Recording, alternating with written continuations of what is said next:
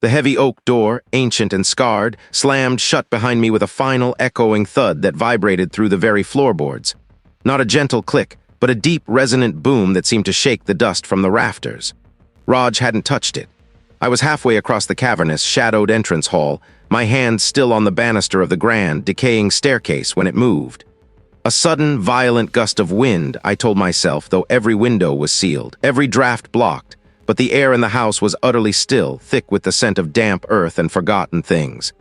My breath hitched, a cold, not tightening in my stomach. Was I truly alone in this place? Just 3 days earlier, the solicitor had handed me the heavy iron key, its teeth rusted, its bow ornate. "Your grey-tants will, Mr. Raj," he droned, eyes pitying, "a rather substantial inheritance, the house, Blackwood Manor." He didn't know, couldn't know, that my own architect's hands, once so confident, now trembled at the thought of any structure. Not since the fire. Not since the smoke had billowed from the roof of my own design, taking everything I loved with it. It wasn't empty, it felt waiting. I forced myself to move, my boots scuffing on the threadbare Persian rug that snaked across the hall. What exactly had I walked into? The first night had been innocuous enough. Just the creaks and groans of an old house settling. I'd rationalized as I'd unpacked a few essentials in the master bedroom. The mattress was surprisingly comfortable, but the wallpaper peeled in ghostly strips, and the dust motes danced in the slivers of moonlight filtering through grimy windows. I'd even managed a few hours of fitful sleep, dreams of flickering flames and suffocating smoke still plaguing me. But then, just before dawn, I heard it. A distinct scratching, like fingernails dragging across wood, coming from the wall beside my head. It was too rhythmic, too deliberate to be a rat. Asterisk scratch. Pause, scratch, scratch. Pause, asterisk. I sat bolt upright, my heart racing, straining to hear over the frantic pulse in my ears. I told myself it was the house settling, the wind playing tricks, anything but what my gut screamed it might be. Was I losing my mind, just like they'd hinted at the support group? The next day, the unease deepened. I found a small, intricate silver locket on the bedside table. I hadn't brought it. I'd never seen it before. It lay there, gleaming dully in the morning light, utterly out of place amongst the scattered boxes and my own minimalist belongings. Inside, there was no photo, just a faded, brittle lock of hair. Whose hair was it, and how had it appeared there? Nothing. The locket was a solitary enigma, a tangible piece of the inexplicable that refused to fit into any logical framework. I placed it back on the table, convinced my grief was finally manifesting as hallucinations. Or perhaps I was sleepwalking, scattering objects in my waking state. But the feeling that I was being watched, constantly, relentlessly, persisted, making the hairs on my neck stand on end. Later that afternoon, while trying to clear some of the dust from the vast, unused library, I heard a faint, melancholic humming. It was soft, almost imperceptible, like a lullaby sung through a veil of sorrow. I froze, dust cloth in hand, straining my ears. The sound seemed to drift from the upper floors, ethereal and profoundly sad. My mind raced, searching for an explanation. A neighbor? Unlikely. The nearest house was miles away. The wind? No, this was distinctly melodic. I crept out of the library, my footsteps muffled by the thick dust, and started up the main staircase. Each step creaked under my weight, the old wood groaning like a living thing. The humming grew a little louder, leading me towards the long, dark corridor on the second floor. What lay behind that door and who or what was singing? It was tarnished, almost black with age. It wasn't a language I recognized, but the tone was undeniably hostile, filled with a raw, ancient anger. I recoiled, my heart leaping into my throat. This wasn't just an old house, it was something else entirely. Something alive. My architectural training, my reliance on logic and structure was crumbling around me. Every instinct screamed at me to leave, to get into my car and drive until this place was nothing but a speck in my rearview mirror. But another, deeper part of me, the part that was still drowning in guilt, felt a perverse pull. This house, with its palpable sorrow, felt strangely familiar, like a reflection of my own internal landscape. Could it be that my grief was attracting this malevolence? The next morning, the locket was gone from the bedside table. In its place, etched into the dusty surface, were 3 distinct deep gouges, as if something sharp had been dragged across the wood. They formed an almost perfect triangle. This wasn't just about my sanity anymore. Something in this house was playing a deliberate, terrifying game. What did the triangle mean? I spent the next few days not just cleaning, but meticulously examining the house. My architect's eye, a tool I thought I'd lost forever, rekindled with a desperate urgency. I tapped walls, inspected floorboards, traced the patterns of the ornate plasterwork. The house was a labyrinth of hidden spaces and strange inconsistencies. In the dusty pantry, behind a stack of forgotten canning jars, I found a loose brick. Behind it, a small, leather-bound journal. The journal was old, its pages brittle and yellowed, filled with elegant, looping script. It belonged to a woman named Alara who had lived in the house almost a century ago. It twists our pain into its own sustenance. My own guilt, my own bottomless sorrow, felt like an open wound in that house. Was I just another victim in a long line? Alara's later entries became almost illegible, scrawled in a terrified frenzy. She spoke of trying to escape, of doors locking, windows sealing themselves. The house won't let us leave. One entry shrieked. It craves our misery. This was too close to my own experience. My hands, which had once drawn blueprints for life, now held the testament of a life consumed by this very place. Was this house just a building, or was it a living entity, a predator feeding on the most vulnerable of human emotions? I remembered the fire, the architectural flaws in my own design that had trapped my family inside. The guilt was a physical weight, crushing me daily. Alara's words echoed. It feeds on our regret.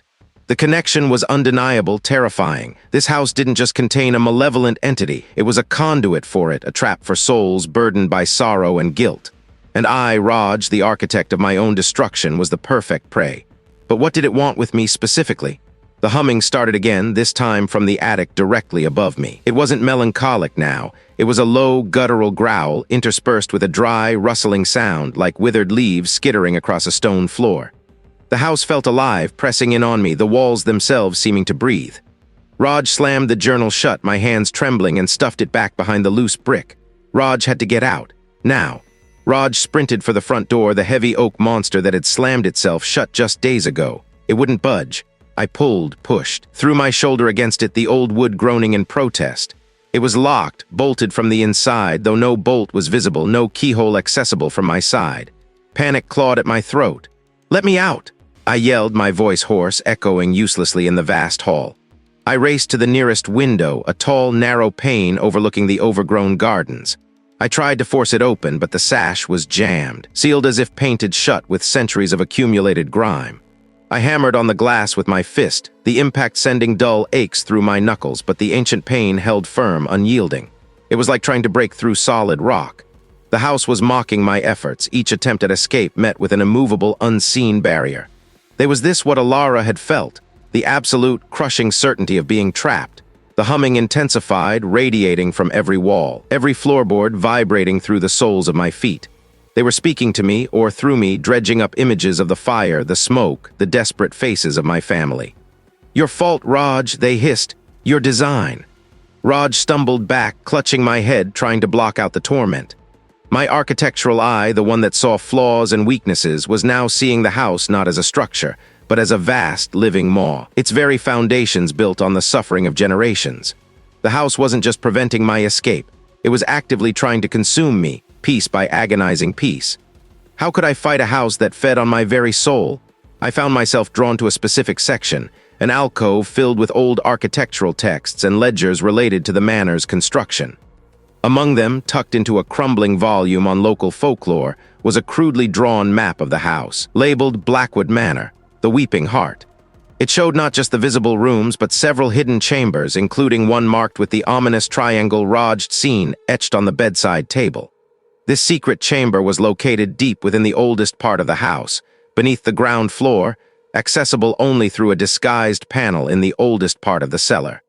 Was this entity merely using the house, or was it intrinsically bound to its very structure? A living monument to despair? The cellar entrance was a heavy, bolted trapdoor beneath the kitchen floorboards, hidden beneath a forgotten pantry shelf. The air that wafted up was thick with the smell of damp earth, decay, and something metallic like old blood. My flashlight beam cut through the gloom, revealing walls slick with moisture, ancient spiderwebs thick as shrouds. This wasn't just a cellar, it was a tomb. My breath plumed in front of me. The humming was deafening here, a low, resonant thrumming that seemed to vibrate from the very bedrock. And amidst them, a constant, insidious drone. Guilt, guilt, guilt. It was targeting me directly. Following the map, I navigated a narrow, twisting corridor past crumbling wine racks and forgotten barrels. The walls here were rough-hewn stone, crudely stacked, unlike the elegant brickwork of the main house. This section was far older, predating the manor itself. At the end of the corridor, the map indicated the hidden chamber. There, a section of the stone wall looked subtly different, its mortar newer, its surface smoother. A disguised panel. I pressed against it, searching for a seam, a latch. My fingers brushed against a faint indentation, a small, barely perceptible symbol carved into the stone. It was the triangle. My heart pounded. With a surge of adrenaline, I pushed harder, and with a low groan of ancient stone, a section of the wall slid inward, revealing a cramped, pitch-black space beyond. The air that rushed out was dead, stale, and carried a faint, sweet smell like rotten flowers. What was I about to find? The chamber was small, barely big enough to stand in. In the center, on a crudely carved stone pedestal, rested a single, intricately carved wooden box.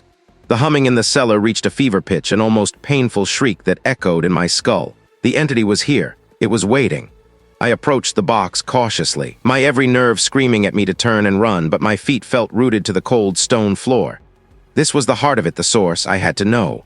The box wasn't locked, merely sealed. Raj took a deep breath, the stale air burning my lungs, and slowly, deliberately lifted the lid. Inside, nestled on a bed of dried, crumbling leaves, was not a relic or a treasure, but a collection of tiny, meticulously crafted wooden figurines. Each one represented a person, carved with incredible detail, their faces contorted in expressions of profound sorrow, regret, or despair. It was me, the architect of sorrow. It was the voice of the house itself, a chorus of all the grief it had ever consumed, woven into a singular, terrifying consciousness. You carry such a heavy burden, such exquisite regret. You are the finest vintage. The figurines in the box seemed to twitch, their wooden faces twisting further, their silent screams palpable. This was not just an entity, it was a collector, a connoisseur of human pain. Raj could feel their hungry presence, their anticipation. The voice continued, a seductive, terrifying lullaby of despair. Your fire, your family, your fault, oh, the beautiful, burning guilt, it nourishes us. It was feeding on my deepest trauma, growing stronger with every memory, every pang of remorse. I was trapped. Utterly, completely trapped in the heart of its domain. The air grew heavy, suffocating, filled with the stench of decay and something else, something cloying and sweet like rotting flowers. Join us. My family is here, they await I. It was trying to break me, to wear me down, to make me surrender my grief to its insatiable hunger. I felt the tiny, grotesque faces of the figurines, their silent suffering. This was its weakness, its connection to the source of its power. If it fed on sorrow, perhaps I could starve it. But how do you starve an entity that feeds on the very essence of your being? How do you fight a house that knows every corner of your soul, every flicker of your guilt?